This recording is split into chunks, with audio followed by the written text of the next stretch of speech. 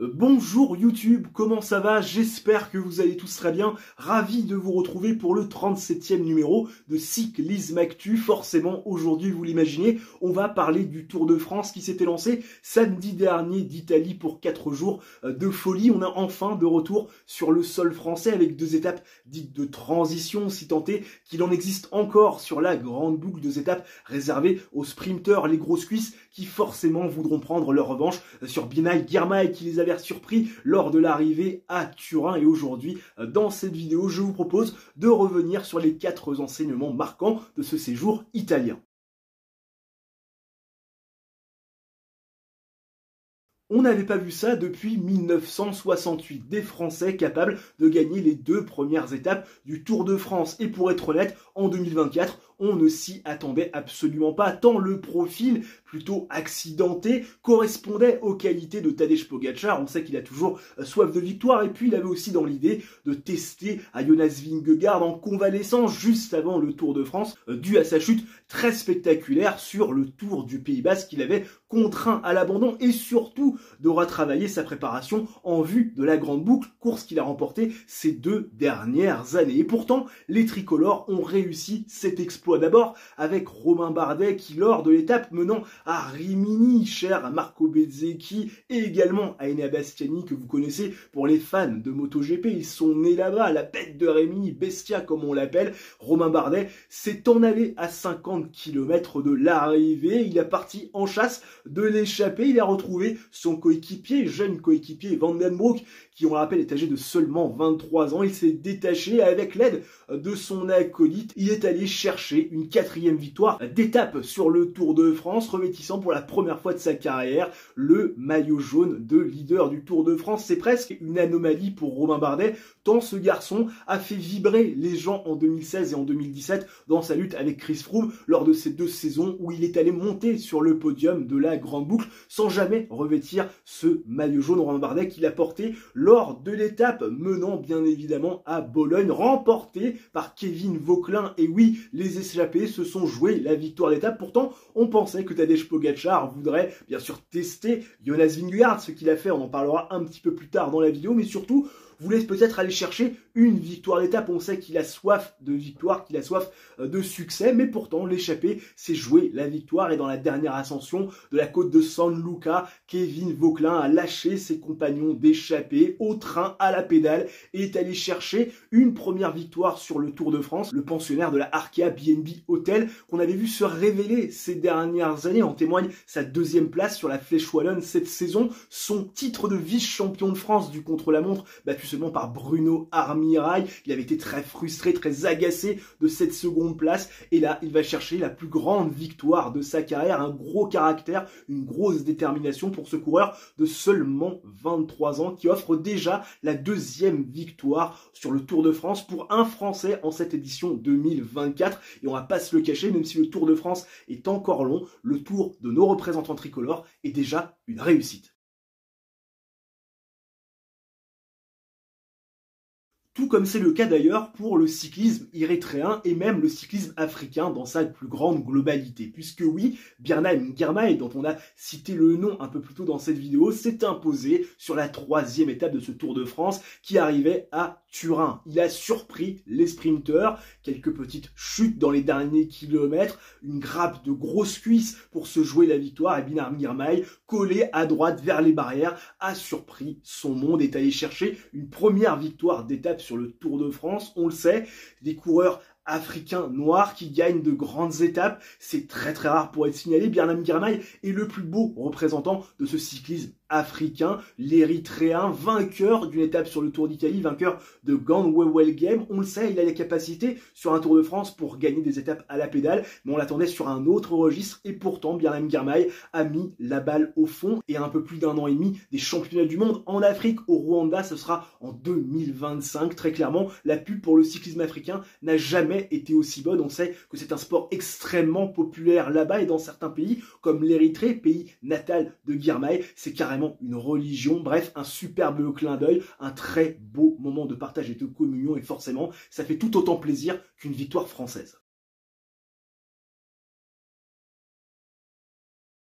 Si vous avez jeté un œil au classement général du Tour de France ce matin à l'aube de la 5e étape, vous avez sans doute remarqué qu'il n'y avait pas de Français présents dans le top 10 du classement général. Et oui, le premier représentant tricolore, c'est nul autre que Guillaume Martin, 17e, à un peu plus de 4 minutes 40 de Tadej Pogačar, actuel leader de la grande boucle. Et la question qu'on va se poser dès l'aube de cette 5e étape, même si c'est allé un peu vite en besogne pour certains, y aura-t-il un Français présent dans le top 10 du classement général lors du contre-la-montre final à Nice, décisif dans un peu moins de 3 semaines maintenant? Parce que oui, le top 10 du Tour de France et les Français, c'est une histoire d'amour, notamment dans l'histoire récente de la grande boucle de 2014 à 2019, au moins un représentant français dans le top 10 du classement général. Et puis depuis 2020 et jusqu'à 2023, il y avait au moins un Français présent dans le top 10 du classement général, avec notamment cette 4e place de David Gaudu en 2022. Bref, vous l'aurez compris, le classement général du Tour de France et les Français, c'est une histoire d'amour qui pourrait peut-être être interrompue en 2024. Alors certains vont me dire,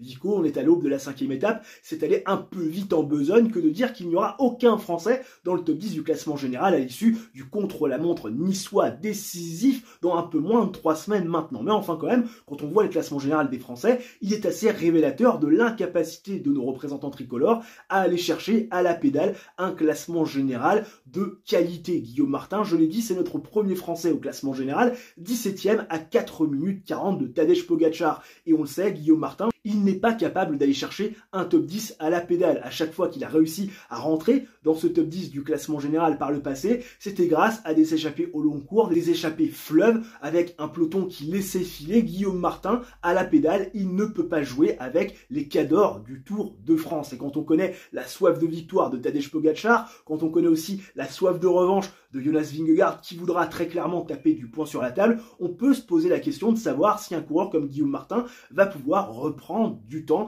grâce à des échappées fleuves et se replacer dans le top 10 du classement général pour aller chercher un classement général de qualité. Et puis David Gaudu, on le rappelle, 4e en 2022, dans le top 10 l'année dernière, certes un petit peu en retrait puisqu'il n'avait pas pesé sur la course, et bien cette année a déjà pris un éclat. Il est à presque 1 heure de Tadej Pogačar au classement général. Mais encore une fois, quand on ne joue pas le classement général, on peut se permettre de jouer des victoires d'étape et pourquoi pas des classements distinctifs comme le maillot de meilleur grimpeur. Alors bien évidemment, on le sait que ce maillot de meilleur grimpeur est trusté depuis déjà quelques années par les coureurs du classement général. Vous vous souvenez de Giulio Ciccone qui avait célébré comme s'il avait gagné le Tour de France parce qu'il avait réussi à prendre ce maillot à poids des mains de Tadej Pogačar qui lui avait un petit peu laissé. Mais quand on joue en marge du classement général, on peut légitimement penser à aller chercher des victoires d'étape et pourquoi pas un maillot de la montagne. Et on le sait, côté tricolore, on a de la qualité. On a des garçons comme Warren Barguil, on a des garçons comme Romain Bardet, on a des garçons comme Valentin Monod, comme David Gaudu, comme Lenny Martinez, un petit peu en retrait sur ce début de Tour de France. On espère qu'il va arriver à redresser la barre un peu plus tard dans cette grande boucle. En tout cas, il y a de la qualité et moi, voir des Français en marge du classement général, ça ne me pose pas de problème si on continue sur cette lancée de ce début de première semaine avec des victoires d'étape et pourquoi pas une bataille pour le maillot de meilleur grimpeur. Comme on dit, il n'y a pas que le classement général dans la vie. Quand on voit un David Gaudu qui depuis des années et des années ne jure que par le classement général et quand on s'attarde sur son palmarès avec seulement 2 victoires d'étape sur la Vuelta, je me dis qu'il faut peut-être mieux jouer en marge de ce classement général, aller dans les échappées, essayer d'aller chercher des victoires d'étape et pourquoi pas aller chercher un maillot de meilleur grimpeur, histoire de gonfler un palmarès qui a besoin de se fournir parce que oui, une carrière c'est court et puis surtout, les belles années, eh bien elles sont maintenant pour David Gaudu, surtout dans une génération où la concurrence est extrêmement forte. Bref, des Français en marge du classement général, mais des Français qui vont pouvoir, vous le comprenez bien évidemment, aller dans les échappées, jouer des victoires d'étape, que ce soit sur des étapes accidentées, des étapes de baroudeur ou pourquoi pas des étapes de montagne, si le peloton leur laisse bien sûr la marge suffisante pour le faire. Ou plutôt, permettez-moi de me corriger, si Tadej Pogačar les laisse s'expliquer. Parce que oui, Tadej Pogačar, vous le savez, il est très remuant. C'est un attaquant né et pour la première fois de sa carrière, il arrive sur le Tour de France avec la meilleure équipe du monde. Et oui, une équipe de cadors, Yates, Ayuso, Almeida, rien que ça autour de lui face à une équipe Visma Lease the Bike autour de Jonas Vingegaard assez affaibli. Tadej Pogačar, on le sait, il est très remuant et le premier pétard de Pogačar n'a pas tardé à arriver. Il a fallu attendre seulement la deuxième étape, celle qui arrivait à Bologne, celle bien évidemment que Kevin Vauquelin a remporté. Mais Tadej Pogačar, vous le savez, il a voulu tester Jonas Vingegaard dans la côte de San Luca, dernière ascension répertoriée de cette deuxième étape pour tester un Jonas Vingegaard qui avait les jambes. Mais Tadej Pogačar, on le sait, c'est quelqu'un qui ne renonce jamais. Et dès l'étape numéro 4, celle qui arrivait à valoir, où on empruntait le col du Galibier, pas par le versant le plus difficile, mais enfin quand même,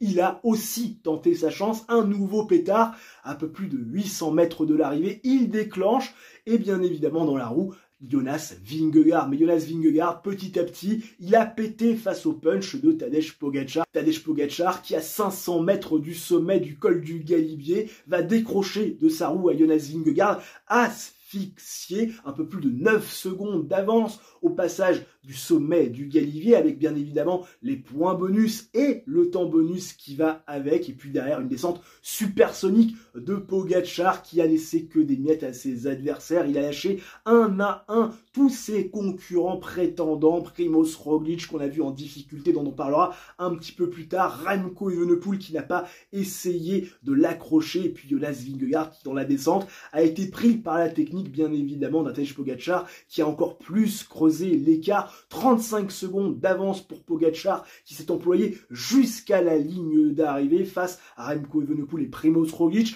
Jonas Vingegaard prend une cassure, il termine à 37 secondes, complètement rôti, complètement cuit. Tadej Pogačar qui au classement général prend bien évidemment la tête des opérations, 45 secondes d'avance sur Remco Evenepoel, 50 sur Jonas Vingegaard et déjà presque 1 minute 15 sur Primož Roglič qui, on le rappelle, avait été son rival lors du Tour de France 2020, lors de son premier succès sur la grande boucle. Tadej Pogačar qui semble être intouchable en ce début de Tour de France, et pour être tout à fait honnête avec vous, ça ne me surprend pas. Pourquoi? Parce que Tadej Pogačar, il sort du Giro, il a très peu couru depuis le Tour d'Italie, il a beaucoup de fraîcheur, et on le sait, les garçons qui courent le Tour d'Italie, généralement quand ils arrivent sur le Tour de France, quand ils ont de la fraîcheur, en début de grande boucle, ils sont très remuants, ils ont des fourmis dans les jambes, et ils sont souvent très performant. Et Tadej Pogačar qui a une préparation décalée par rapport à Roglič et par rapport à Evenepoel et bien sûr par rapport à Vingegaard,